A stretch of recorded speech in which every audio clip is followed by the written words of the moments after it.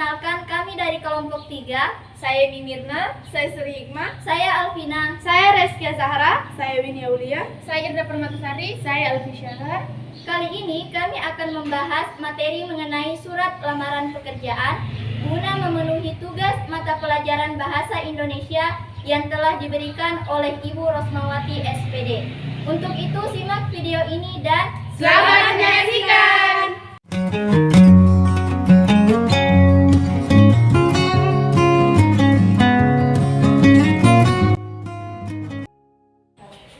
Halo teman-teman, pernahkah kalian melihat surat lamaran pekerjaan atau membuat surat lamaran pekerjaan?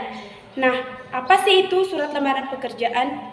Jadi, surat lamaran pekerjaan adalah permohonan yang dituliskan kepada pencari kerja, di mana ditunjukkan instansi atau lembaga pemberi kerja. Nah, surat lamaran pekerjaan juga itu bersifat pribadi atau resmi, di mana bahasa yang digunakan harus bersifat formal atau resmi. Sebagai informasi, surat lamaran pekerjaan juga adalah salah satu contoh teks eksposisi. Kenapa sih surat lamaran pekerjaan itu disebut sebagai contoh teks eksposisi? Karena di mana di dalamnya ada bagian di mana kita berhak meyakinkan bahwa kita bisa mendapatkan posisi tersebut atau pekerjaan yang kita lamar dengan data fakta dan bukti yang konkret.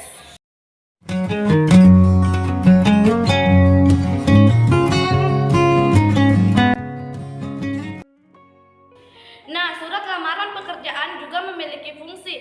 Yang pertama yaitu sebagai tanda bukti tertulis pengajuan surat permohonan pekerjaan. Yang kedua yaitu sebagai media atau alat komunikasi antara pelamar kerja dengan kantor yang dituju. Dan yang terakhir atau yang ketiga yaitu sebagai bahan permohonan penerimaan pekerjaan.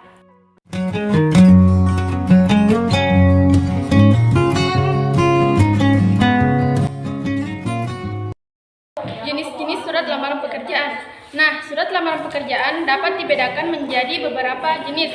Yang pertama, berdasarkan jenis pembuatannya. Untuk jenis pembuatannya terbagi menjadi dua. Yang pertama, surat lamaran pekerjaan yang digabungkan bersama dengan riwayat hidupnya. Dan yang kedua adalah surat lamaran pekerjaan yang dipisahkan dengan CV-nya. Jadi, kalau yang tadi CV-nya digabung, maka yang ini CV-nya dipisahkan. Kemudian, jenis surat lamaran pekerjaan yang kedua, yaitu berdasarkan informasi lowongan pekerjaan.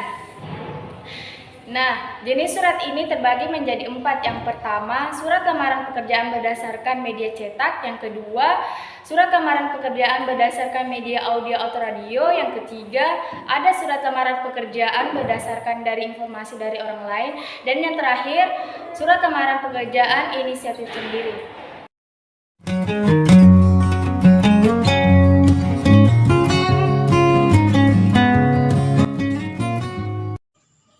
Selanjutnya, kita juga perlu mengetahui aspek penting apa saja yang ada di dalam surat lamaran pekerjaan.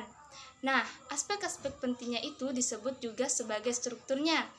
Jadi, struktur dari surat lamaran pekerjaan terdiri dari 3, yaitu yang pertama tesis atau pernyataan umum. Tesis berisi informasi introduksi mengenai posisi kerja yang akan kita lamar. Nah, pada umumnya di dalam tesis terdapat sumber identitas pelamar dan posisi yang diinginkan dalam perusahaan yang dilamar. Yang kedua, argumentasi. Pada bagian ini memuat informasi yang dilampirkan, misalnya pas foto, riwayat hidup, serta dokumen lainnya. Nah, bagian yang ketiga, penegasan. Penegasan merupakan bagian akhir dari surat lamaran untuk menegaskan keinginan pelamar dalam menempati posisi yang diinginkan. Pada bagian penegasan dapat ditambahkan kelebihan atau keterampilan pelamar agar meyakinkan pihak perusahaan.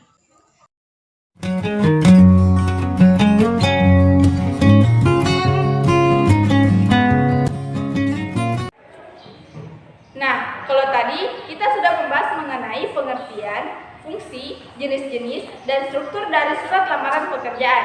Sekarang kita akan membahas mengenai unsur-unsur, kaidah kebahasaan, dan sistematika surat lamaran pekerjaan. Surat lamaran pekerjaan termasuk ke dalam surat resmi, oleh karena itu, surat lamaran pekerjaan ditulis dengan sistematika tertentu.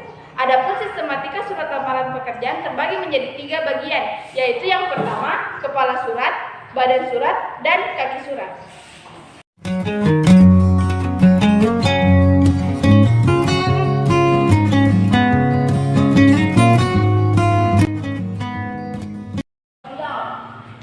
Ada 8 unsur yang terdapat di dalam sebuah surat lamaran pekerjaan.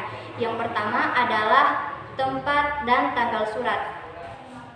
Seperti pada bagan yang teman-teman lihat bahwa penulisan tanggal surat biasanya diletakkan di pojok kanan atas.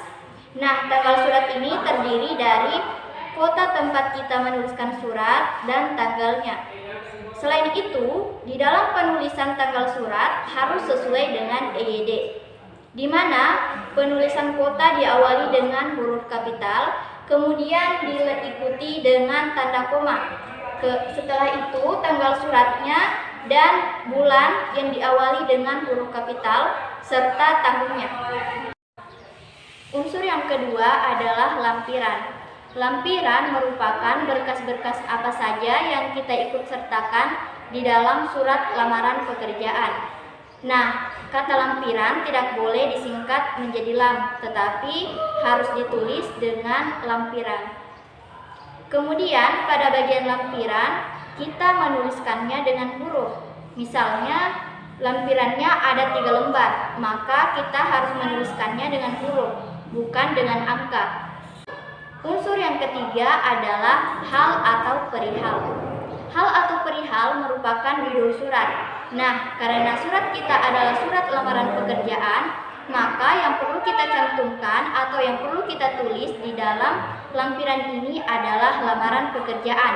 Selain itu, penulisannya harus benar, di mana diawali dengan huruf kapital.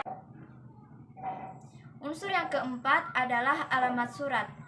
Ada 2 hal yang perlu ada atau perlu kita cantumkan di dalam surat lamaran pekerjaan.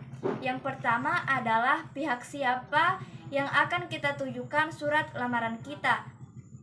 Nah, jika teman-teman mengetahui namanya, maka boleh langsung dicantumkan.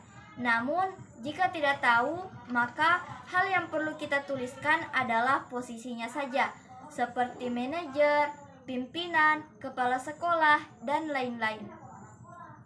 Pada bagian ini tidak menggunakan istilah gender atau tidak menggunakan kata bapak atau ibu. Nah, hal yang kedua yang perlu kita cantumkan adalah alamat lengkap dari perusahaan yang kita lamar. Perlu teman-teman ketahui bahwa dalam penulisan alamat surat ini tidak boleh lebih dari 3 baris, di mana baris pertama adalah yang terhormat kepada siapanya, apakah kepada manajer, pimpinan, kepala sekolah, dan lain-lain.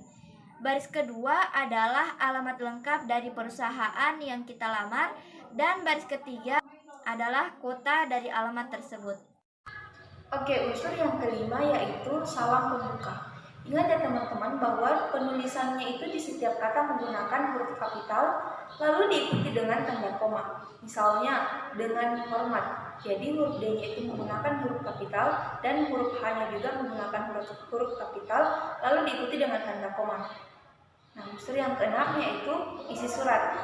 Di dalam isi surat terdapat 3 hal. Yang pertama, pembuka.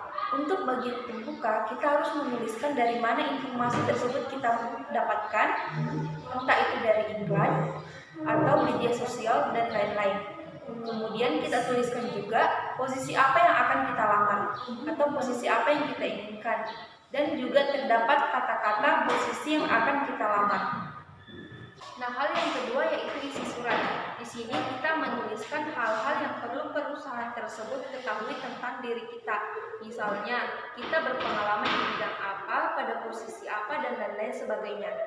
Jadi, untuk isi surat biasanya juga dicantumkan semacam biodata pribadi secara singkat. Misalnya nama, tempat tanggal lahir, pendidikan terakhir, dan alamat teman-teman sekalian. Ini bertujuan untuk meyakinkan kepada instansi atau kepada tempat yang kita lamar pekerjaannya itu.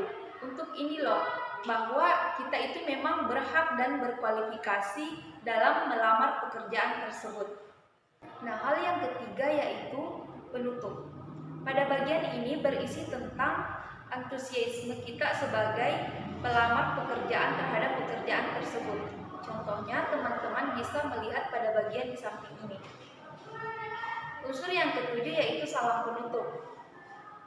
Kalau misalnya ada salam pembuka, berarti ada juga salam penutup. Nah, salam penutup itu contohnya hormat saya.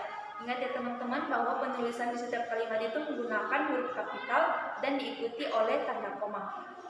Unsur yang kedelapan yaitu tanda tangan dan nama jelas kita. Jadi pastikan kita selalu menandatangani surat lamaran kita dan membubuhkan di bawahnya dengan nama jelas kita.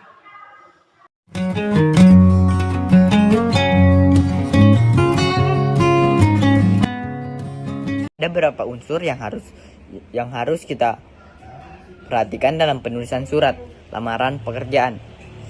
Yang pertama, menggunakan bahasa yang baik dan benar. Tentu saja bahasa yang digunakan adalah bahasa Indonesia, bukan bahasa daerah.